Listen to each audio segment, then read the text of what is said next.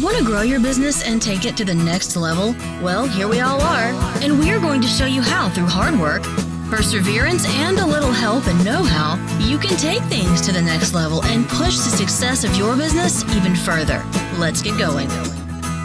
Welcome everyone. Your next session on the Practiceology 7 Questions in 7-Minute podcast. The science of running a highly profitable allied health business that works without you. Today's episode, the great Lorcan O'Donaile. Lorcan, thanks for joining us. Thanks, Paul. Thanks for having me. I'll do the formal Lorcan introduction. He's an Irish podiatrist and health business mentor. He qualified from London Foot Hospital and University College in London back in 1998. Moved into private practice and he opened Achilles Foot Clinic back in 2005 and is now opened a second practice. As he said, he's made every possible mistake you can in running a practice and has now gone on to study business principles and marketing to within an inch of its life. He's really good at it.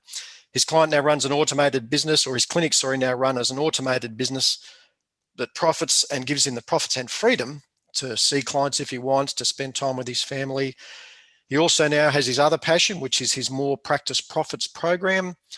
He's the creator of the More Practice Profits podcast, and he's also one of the featured speakers at the World Podiatry Business Success Summit, which you can get free access to at podiatrysummit.com. Lorcan, thanks for joining us for 7 questions in 7 minutes. Are you fired up? Are you ready to go? Ready to go, Paul. All right. Now, let's see how this goes. I'm going to start the timer, and your timer hasn't started yet. It'll start as soon as I press start. You ready to go? Absolutely, yeah. All right, let's go. Lorcan, who is your ideal client? Well, Paul, my ideal client would be the frustrated practice owner who feels they're just kind of working too hard for the outcome that they were hoping to achieve when they opened their business, which is usually kind of financial stability and freedom, really. And in particular, the clinic owner who knows that they need to have a marketing system as automated and as effective as they can to kind of give them a steady stream of ideal patients, but just don't know where to start. How are they going to implement or start a system like that? Right. So with 6 minutes and 23 seconds left, question 2. So what problem do you actually solve? It's all about marketing.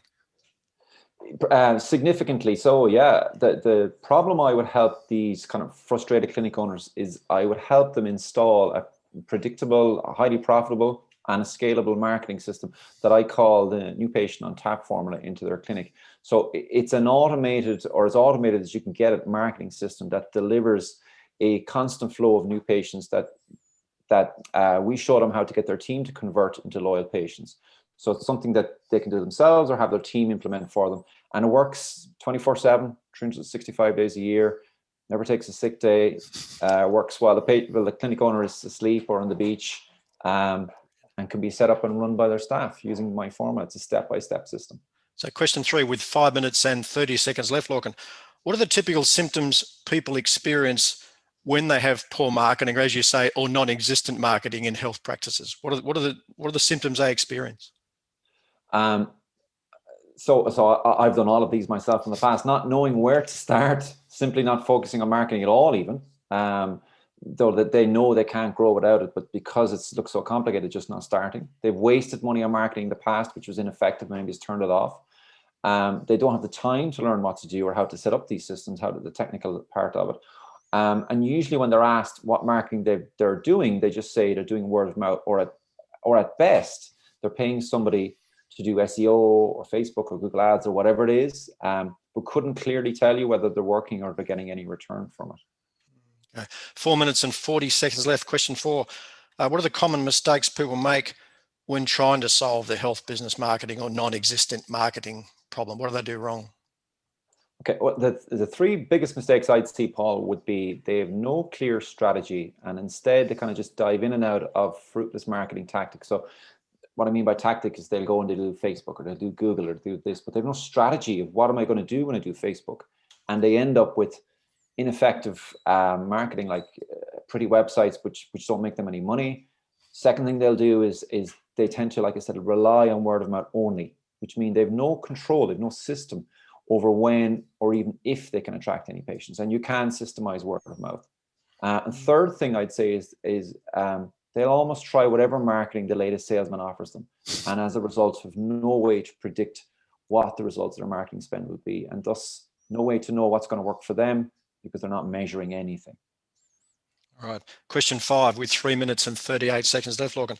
What's one thing they can do? What's a valuable free action that podcast listeners can do or implement that'll help them solve this marketing problem? What can they do? Okay, so the simplest thing would be to start by measuring your return on investments. That would be extremely effective. So finding out what the effect of the different type of marketing that you're doing is having, such as your word of mouth, your Facebook ads, maybe you're in the yellow pages.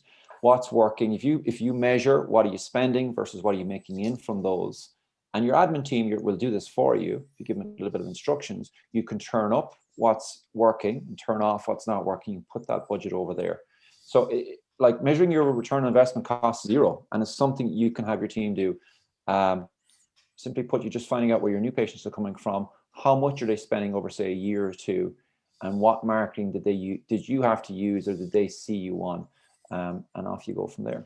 Okay, question 6 with 2 minutes and 30 seconds left. So what's a valuable free resource, Lorcan? What have you got?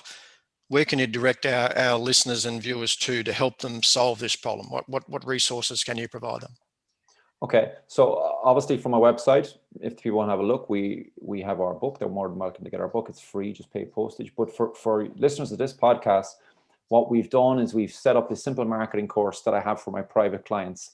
It's called Facebook Ads for Beginners. It's 4 simple videos, gets you up and running with Facebook ads. And the beauty about Facebook ads, you can get them up and running for €1-2 a day.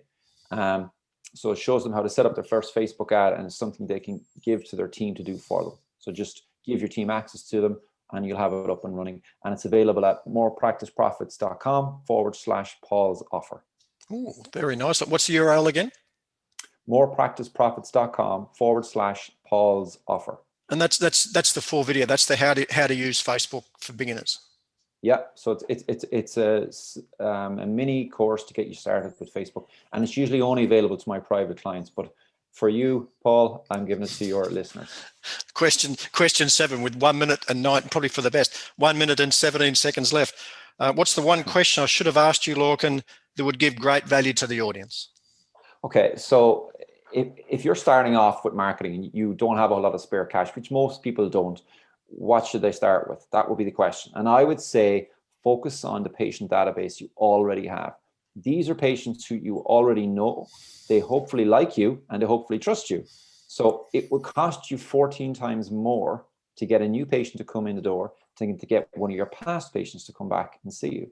So you got to stay in contact with them, constant contact with your database, and reactivate them, as they're going to require help, and as you require, with offers, checking in and so forth.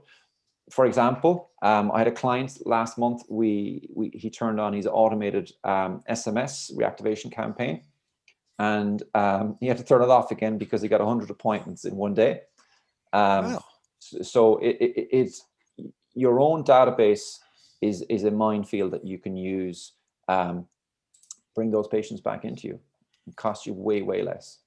Beautiful. You're a champion, Lorcan. Thanks for joining us on the Practiceology podcast. Mate, just on 7 minutes, you're a champion. Thank you, Paul. Thanks, mate. See you next time. Bye-bye.